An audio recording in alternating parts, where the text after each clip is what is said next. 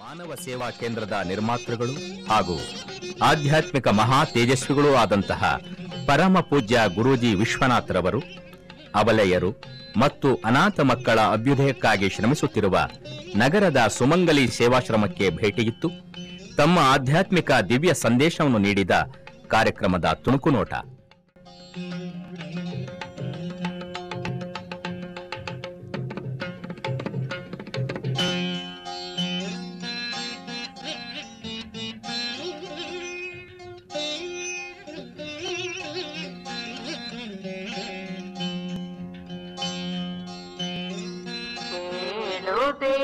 ಕೇಳುತ್ತಿದೆ ಕೃಷ್ಣನಾಗೆ ಜಯಾರವೋ ಕರೆಯುತ್ತಿದೆ ನಲಿಸುತ್ತಿದೆ ಮನಮೋಹನನ ಮುರಳೀನಾದ. ಗಣನಾಥ ಗಂಭೀರದ ಜವದನ ಗಣನಾಥ ಸುಖದನ ಗೌರೀತನು ಭವನ ಗೈವ ಪುಣ್ಯ ಸ್ಮರಣ ಗಂಭೀರದ ಜವದನ ಗಣನಾಥ ಸುಖದನ. ಮಕ್ಕಳೇ, ಇಷ್ಟು ಶಬ್ದ ಕೇಳಿಸ್ತದಲ್ಲ ನಿಮ್ಗೆ, ಅದರ ಆಧಾರವಾಗಿ ಒಂದು ಶಬ್ದ ಇದೆಯಂತೆ. ಅದಕ್ಕೆ ಹೆಸರು ಏನು ಗೊತ್ತಾ ನಿಮ್ಗೆಲ್ಲ? ಓಂ ಅಂತಾರಂತ. ಓಂ ಅನ್ನುವ ಶಬ್ದ ಎಲ್ಲ ಕಡೆನೂ ಇದೆಯಂತೆ. ಅದರಿಂದ ಎಷ್ಟೋ ಶಬ್ದಗಳು ಬಂದಿದೆ, ಎಷ್ಟೋ ಭಾಷೆಗಳು ಬಂದಿದೆ. ಆದರೆ ಓಂ ಅನ್ನುವ ಶಬ್ದ ಪ್ರಪಂಚದಲ್ಲಿ ಮೌನದ ಜೊತೆಯಲ್ಲಿ ಮೂಡಿ ಬಂದಿದೆ. ನೀವೆಲ್ಲ ಹೇಳ್ತೀರಾ? ನಾನು ಹೇಳಿದರೆ ಅದು ಬಂದು ಆ ಉ ಆ ಹೇಗೆ ಹೇಳೋದು ಅಂದ್ರೆ ಆ ಉ ಇಂ ಇಂ ಆ ಅನ್ನುವ ಶಬ್ದ ನಾಭಿ ಅಂದ್ರೆ ಗೊತ್ತಾ, ಹೊಕ್ಕಳು, ಅದರಿಂದ ಬರ್ಬೇಕು. ಆ ಉ ಅನ್ನುವ ಶಬ್ದವನ್ನ ನಿಮ್ಮ ಹೃದಯದಿಂದ ಬರಬೇಕು. ಓ ಅನ್ನುವಾಗ ಅನ್ನುವ ಶಬ್ದ ನಿಮ್ಮ ತಲೆಯಲ್ಲಿ ರಿಂಕಾರ ಆಗ್ಬೇಕು, ಒಂಥರ ಜಂಕಾರ ಬರ್ಬೇಕು ತಲೆಯಲ್ಲಿ. ಅದರಿಂದ ನಾನು ಹೇಳುವ ವಾಲ್ಯೂಮ್ ಸ್ವಲ್ಪ ಲೋ ಆಗಿರುತ್ತೆ, ಆದ್ರೇನೆ ನಮ್ಗೆ ಒಳಗಡೆ ಬರುವ ಶಬ್ದ ಗೊತ್ತಾಗುತ್ತಲ್ಲ. ಅದರಿಂದ ಎಲ್ಲರೂ ಅದೇ ತರ ಹೇಳ್ತೀರಾ?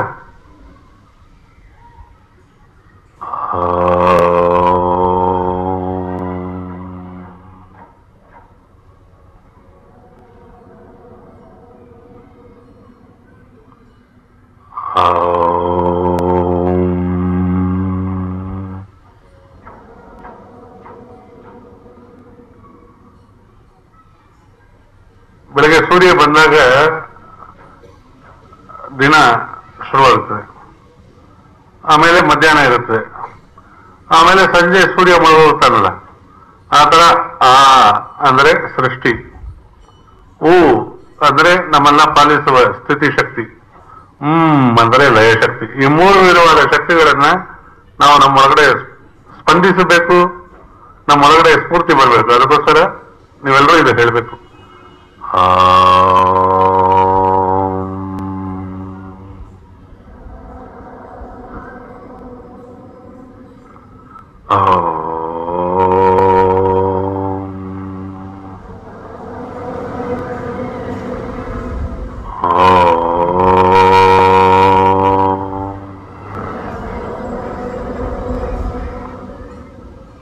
ಚಾಕ್ಲೇಟ್ ತಿನ್ನೋದಕ್ಕಿಂತ ಐಸ್ ಕ್ರೀಮ್ ತಿನ್ನೋದಕ್ಕಿಂತ ಇದು ತುಂಬಾ ರುಚಿ.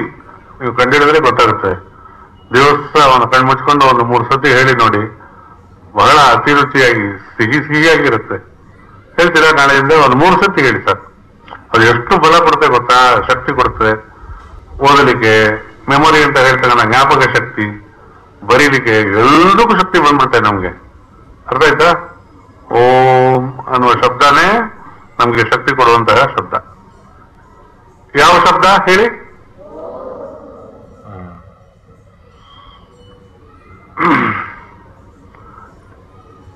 ಇದು ಒಂದು ಹಾಡು ಹಾಡೋಣವೇ?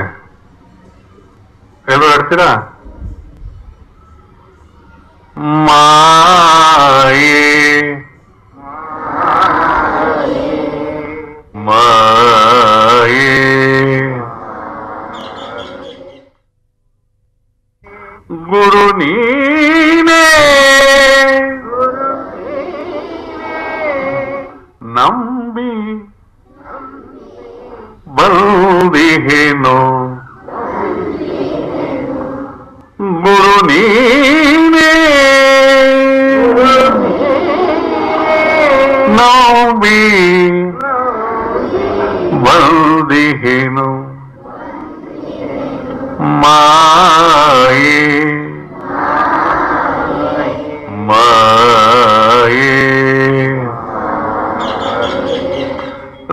ಲೋಕದಲ್ಲಿರುವವು ನಿನ್ನ ಅಂಶವೇ, ಲೋಕದಲ್ಲಿರುವವು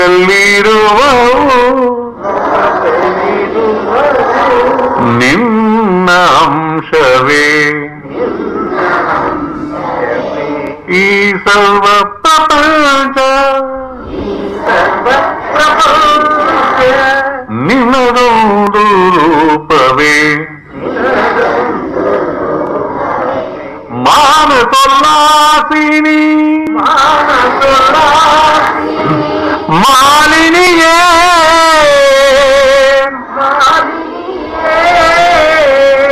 ದೇವಿಗೆ ಹೋಗಿ ಸೇರಬೇಕು. ಕೂಗಿದ್ರೆ ಸಾಕಾಗ್ಲಿಲ್ಲ, ಇನ್ನೂ ಜೋರಾಗಿ ಹೇಳ್ಬೇಕು. ಮಾನಸೋಲ್ಲಾಸಿನಿ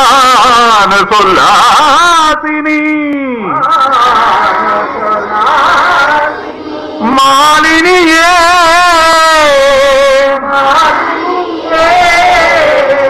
ಮನವೂ ನೀನೇ ಮಾರ್ಗವೂ ನೀನೇ, ಮನವೂ ನೀನೇ ಮಾರ್ಗವೂ ನೀನೇ,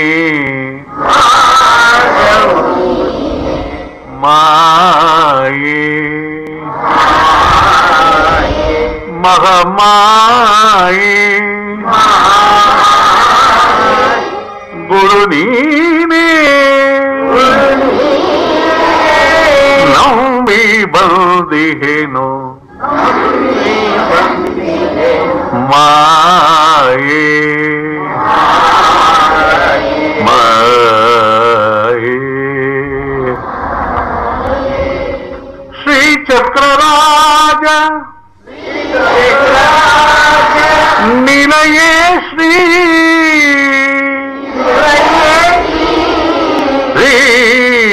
ಶ್ರೀಚಕ್ರರಾಜ, ಒಳಗೆ ಒಂದೊಂದು ಕಡೆನೂ ನಮ್ಗೆ ಒಂಥರ ಫ್ಲವರಿಂಗ್ ಅಂತೀವಿಲ್ಲ, ಆ ತರ ಹೋಗಬೇಕು. ಶ್ರೀಚಕ್ರ ಅನ್ನೋದು ಒಳಗಡೆ ಇರತಕ್ಕಂಥ ಎಲ್ಲ ಶಕ್ತಿಯ ಮೂಲ ಯಂತ್ರಗಳು ಒಳಗಡೆ ಇದೆಯಲ್ಲ, ಅದೆಲ್ಲ ಒಂದೊಂದಾಗಿ ಓಪನ್ ಆಗುತ್ತೆ. ಶ್ರೀಚಕ್ರ ಅನ್ನೋ ಮಾತೇ ಅಷ್ಟು ಪವರ್ಫುಲ್. ಶ್ರೀಚಕ್ರರಾಜ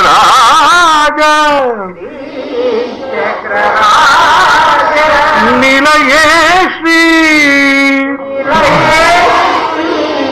ಶ್ರೀ ಶಿವ ಅರ್ಧಾಂಗಿ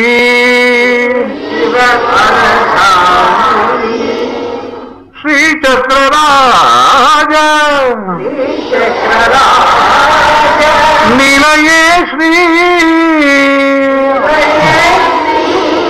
ಶ್ರೀ ಶಿವ ಅರ್ಧಾಂಗಿ ಶ್ರೀಲಲಿತೆ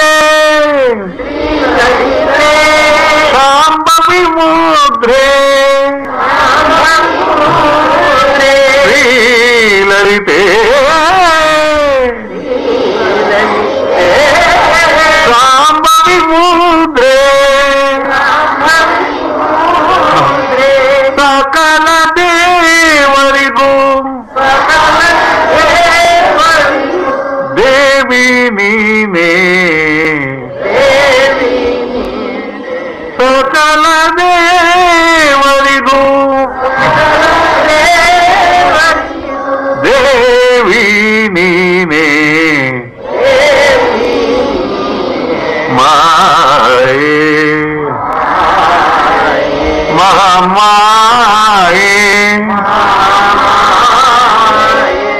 ಗುರು ನೀನೇ, ನಂಬಿ ಬಂದಿಹೇನು ಮಾಯೇ ಮಾಯೇ.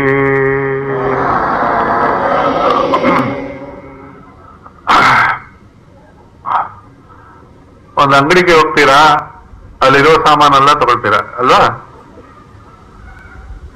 ಸರಿ, ಒಂದು ಹಸು ಅಂತ ಹೋಗ್ತೀರಾ, ಏನು ಸಿಗುತ್ತೆ ಹಸುವಿಂದ? ಅದರ ತರಕಾರಿ ಅಂಗಡಿಯಲ್ಲಿ ಏನು ಸಿಗುತ್ತೆ? ಆತರ ಪ್ರತಿಯೊಂದು ಅಂಗಡಿಗಳಲ್ಲೂ ಒಂದೊಂದು ಸಿಗುತ್ತೆ, ನಾವು ತಗೊಳ್ತೇವೆ. ಆದ್ರೆ ದೇವರ ಹತ್ರ ನಾವು ಏನು ಕೊಡಬೇಡ, ನಮ್ಮ ಮನಸ್ಸನ್ನು ಕೊಡಬೇಕು, ನಮ್ಮ ಪ್ರೀತಿಯನ್ನು ಕೊಡಬೇಕು, ನಮ್ಮ ಭಕ್ತಿಯನ್ನು ಕೊಡಬೇಕು ಅಷ್ಟೇ. ಏನು ಹಣ ಏನು ಬೇಡ ಅವರಿಗೆ. ಅವರಲ್ಲಿ ಏನು ಸಿಕ್ಕುತ್ತೆ ಅಂದ್ರೆ ಅವರು ಒಂದು ಕಾಮಧೇನು ತರ, ಕಲ್ಪವೃಕ್ಷ ತರ. ಯಾವ ತರ ದೇವರು? ಅವರಿದ್ದರೆ ಅದರಿಂದ ಏನು ಸಿಗುತ್ತೆ? ಕಾಮಧೇನು ಅಂತ, ಕಲ್ಪವೃಕ್ಷದಿಂದ ಏನು ಕೇಳಿದ್ರೆ ಸಿಕ್ಬಿಡುತ್ತೆ ಅಲ್ವಾ? ಯಾಕೆ ಇಲ್ಲಿ ಹೋಗಿ ಹಸುವತ್ರ ಹೋಗಿ ಅಲ್ಲಿ ಹೋಗಿ ನಿಂತ್ಕೊಳ್ಬೇಕು, ಇನ್ನೊಂದರ ರಾಜ ಹತ್ರ ನಿಂತ್ಕೊಳ್ಬೇಕು? ದೇವರ ಹತ್ರ ಕೇಳಿ. ದೇವರು ಯಾರು? ಅವ್ರ ಹತ್ರ ಕೇಳಿದ್ರೆ ಎಲ್ಲ ಸಿಗುತ್ತಲ್ಲ.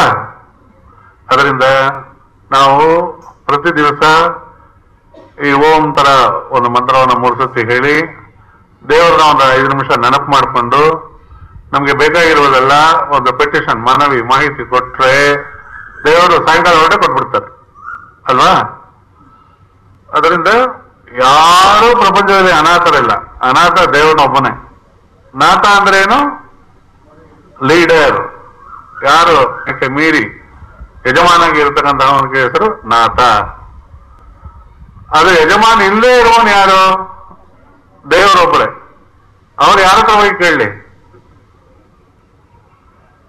ಆದ್ರೆ ಉಳಿದವರು ಯಾರು ಪ್ರಪಂಚದಲ್ಲಿ ಅನಾಥರಿಲ್ಲ, ಎಲ್ಲರೂ ಸನಾತರು. ಸ ಅಂದ್ರೆ ಅವರೊಬ್ಬರಿಗೆ ಒಬ್ರು ಯಜಮಾನ ಇದ್ದಾರೆ, ಒಬ್ಬ ಯಜಮಾನಿ ಇದ್ದಾಳೆ. ದೇವಿಯಾಗಲಿ, ಶಿವನಾಗಲಿ, ಕೃಷ್ಣನಾಗಲಿ, ನಿಮ್ಮ ಇಷ್ಟ ದೈವ ಯಾವುದಿದೆಯೋ ಅದು ನಿಮ್ಗೆ ದಾರಿ ತೋರಿಸಿ, ಮಾರ್ಗ ತೋರಿಸಿ, ಸಕಲ ಸುಭಿಕ್ಷವನ್ನು ಕೊಟ್ಟು ಅಭಿಷ್ಟವನ್ನು ನೆರವೇರಿಸ್ತದೆ. ಅದರಿಂದ ನೀವೆಲ್ಲರೂ ಸ್ವಲ್ಪ ದೇವರ ಭಕ್ತಿ ದಿವಸ ಇಟ್ಕೊಳ್ಬೇಕು. ಮಾಡ್ತೀರಾ? ಒಂದು 5 ನಿಮಿಷ ಪ್ರಾರ್ಥನೆ ಮಾಡ್ತೀರಾ? ಡೈಲಿ ಮಾಡ್ತೀರಿ. ಆದ್ರೆ ಒಳಗಡೆಯಿಂದ ಬರ್ಬೇಕು ಭಕ್ತಿ. ಕೊಡ್ತೀನಿ, ಈಸ್ಕೋ ಅಂತ ಕೇಳ್ಬೇಕು. ಮನಸ್ಸನ್ನೇ ಕೊಟ್ಬಿಡ್ಬೇಕು. ಬರೀ ಏನು ಬೇಡ ದೇವರಿಗೆ, ನೀವು ಕೊಟ್ಟಿದ್ದು ಏನು ಬೇಡ. ಸರಿಯಾ? ಅದರಿಂದ ಹಿರಿ ನಾವು ಬೆಳೆಯುತ್ತಾ ಬೆಳೆಯುತ್ತಾ ಶಕ್ತಿ ರೂಪಿಣಿಗಳಾಗಿ ಆಗ್ತೀವಿ. ದೊಡ್ಡವರಾದ ಮೇಲೆ ಸ್ತ್ರೀಯರಿಗೆ ಏನು ಹೆಸರು ಅಂದ್ರೆ ಶಕ್ತಿ. ಅರ್ಥ ಆಯ್ತಾ? ಸ್ತ್ರೀಯರಿಗೆ ಏನು ಹೆಸರು? ಈ ಶಕ್ತಿ ಇಲ್ಲದೆ ಪ್ರಪಂಚ ಅಂದ್ರೆ ಎಲ್ಲರೂ ನಾವು ಕಾಣಿಸ್ಕೊಳ್ತೀವಲ್ಲ, ಎಲ್ಲರೂ ಬಂದಿರುವುದು ಆ ಶಕ್ತಿಯಿಂದನೇ ಅಲ್ವಾ? ಸ್ತ್ರೀ ರೂಪದಿಂದ ರಾಮನಾಗಲಿ, ಕೃಷ್ಣನಾಗಲಿ ಎಲ್ಲರೂ ಹುಟ್ಟಿರೋದೆಲ್ಲ ಆ ಶಕ್ತಿ ರೂಪದಿಂದ.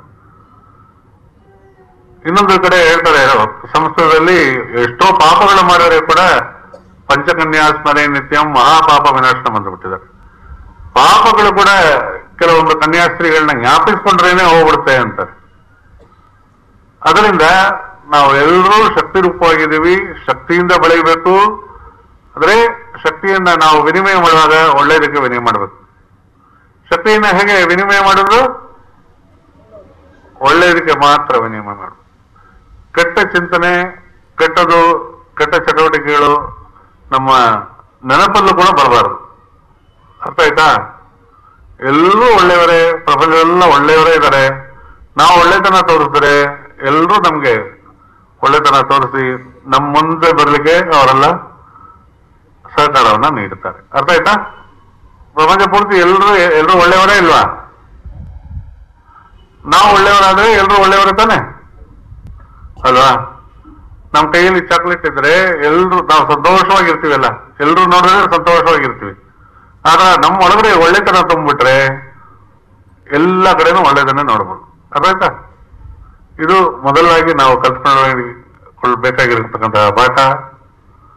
ಬೆಳೀತಾ ಬೆಳೀತಾ ನಾವೆಲ್ಲ ಏನೇನು ಆಗ್ತೀವೋ ಈ ಭಾರತೀಯ ದೇಶದಲ್ಲಿ ದೊಡ್ಡ ದೊಡ್ಡ ರಂಗಗಳಲ್ಲಿ ನಾವು ಕೆಲಸವನ್ನು ಮಾಡಬೇಕಾಗುತ್ತದೆ. ಆವಾಗ ರೀತಿ ನೀತಿ ಧರ್ಮವನ್ನು ಪಡೆದು ಚೆನ್ನಾಗಿ ಬದುಕಿ ನಾವು ಭಾರತೀಯರು ಅಂತ ಹೇಳ್ಕೊಂಡು ಒಳ್ಳೆ ದೇವರ ಭಕ್ತಿಯನ್ನ ನಮ್ಮೊಳಗಡೆ ಸ್ಫೂರ್ತಿಯಾಗಿ ಮಾಡಿಕೊಂಡು ಚೆನ್ನಾಗಿ ಬದುಕಿ ಬಾಳೋಣ. ಸರಿಯಾ?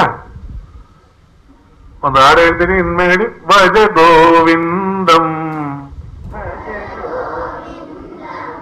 ಭಜ ಗೋವಿಂದಂ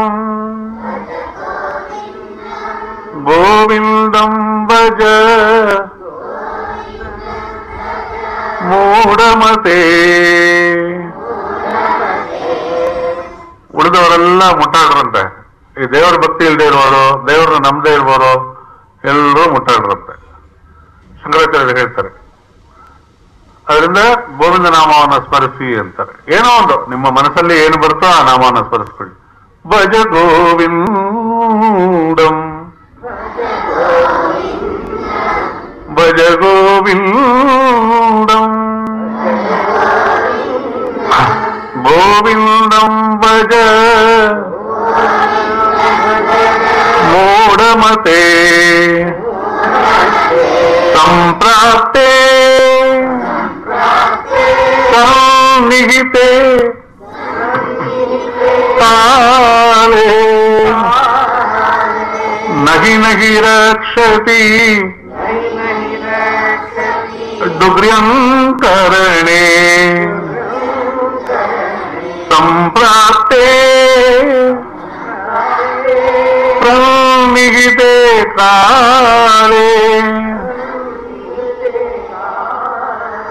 ನಹಿ ನಹಿ ರಕ್ಷತಿ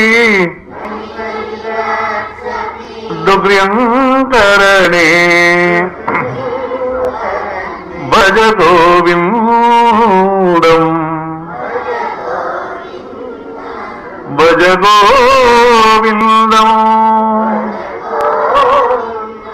ಗೋವಿಂದಂ ಭಜ ಮೂಢಮತೆ. ಧೈರ್ಯವಾಗಿ ಹೇಳ್ಬೇಕು. ಒಬ್ಬೊಬ್ರು ತಾನೇ ಹುಟ್ಟೋದಿಲ್ವಲ್ಲ, ಅವ್ರವ್ರಿಗೆ ಒಂದು ಅಪ್ಪ ಅಮ್ಮ ಬೇಕೋ ಬೇಡವಾ? ಅದೇ ತರ ಈ ಲೋಕವಲ್ಲ ನಾವು ನೋಡುವಾಗ ಅದಕ್ಕೆ ಒಂದು ಅಪ್ಪ ಅಮ್ಮ ಬೇಕೋ ಬೇಡೋ? ಅವ್ರಿಗೆ ಏನು ಹೆಸರು ಹೇಳಿದ್ದಾರೆ ಗೊತ್ತಾ? ಮಾತಾ ಚ ಪಾರ್ವತಿ ದೇವಿ, ಪಿತಾ ದೇವೋ ಮಹೇಶ್ವರ. ಎಲ್ಲರಿಗೂ ತಂದೆ ಮಹೇಶ್ವರ. ಯಾರು? ಎಲ್ರಿಗೂ ತಾಯಿ ಮಾತಾ ಚ ಪಾರ್ವತಿ ದೇವಿ, ಪಿತಾ ದೇವೋ ಮಹೇಶ್ವರ. ಬಾಂಧವ ಶಿವಭಕ್ತಾಶ್ಚ ಸ್ವದೇಶೋ ಭುವನತ್ರಯಂ. ನಮ್ಮ ಎಲ್ಲ ಕುಟುಂಬ ಬಂಧುಗಳೆಲ್ಲ ಯಾರು ಅಂದ್ರೆ ಶಿವಭಕ್ತರಂತೆ. ಆಮೇಲೆ ನಮ್ಮ ಸ್ವದೇಶ, ನಮ್ಮ ದೇಶ ಏನು ಅಂದ್ರೆ ಭುವನತ್ರಯಂ, 3 ಲೋಕಗಳು ನಮ್ಮ ದೇಶ. ಅರ್ಥ ಆಯ್ತಾ? ಅರ್ಥ ಆಯ್ತಾ ಎಲ್ರಿಗೂ? ಭುವನತ್ರಯಂ ಅಂದ್ರೆ ಏನು? 3 ಲೋಕಗಳು. ಎಲ್ಲಿದೆ?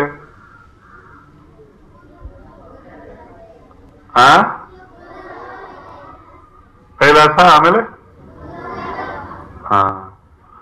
ಇದೆಲ್ಲ ನಮ್ಮ ದೇಶ, ಸ್ವದೇಶೋ. ಮಾತಾ ಚ ಪಾರ್ವತಿ ದೇವಿ, ಪಿತಾ ದೇವೋ ಮಹೇಶ್ವರ. ಬಾಂಧವ ಶಿವಭಕ್ತಾಶ್ಚ ಸ್ವದೇಶೋ ಭುವನತ್ರಯಂ. ಇಷ್ಟೆಲ್ಲ ದೇವರ ಬೇಡಿಕೊಂಡ್ರೆ ನಮ್ಮ ಬಹಳ ಚೆನ್ನಾಗಿ ಆಗುತ್ತದೆ.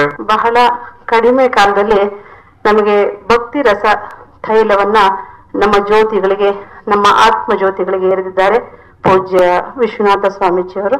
ಅವರಿಗೆ ನಿಮ್ಮೆಲ್ಲರ ಪರವಾಗಿ ಹಾಗೂ ಆಶ್ರಮದ ಪರವಾಗಿ ಅನಂತ ಅನಂತ ಪೂಜನೀಯ ಆಧಾರದ ಹೃತ್ಪೂರ್ವಕ ಧನ್ಯವಾದಗಳನ್ನ ಅರ್ಪಿಸ್ತಾ ಇದ್ದೇನೆ.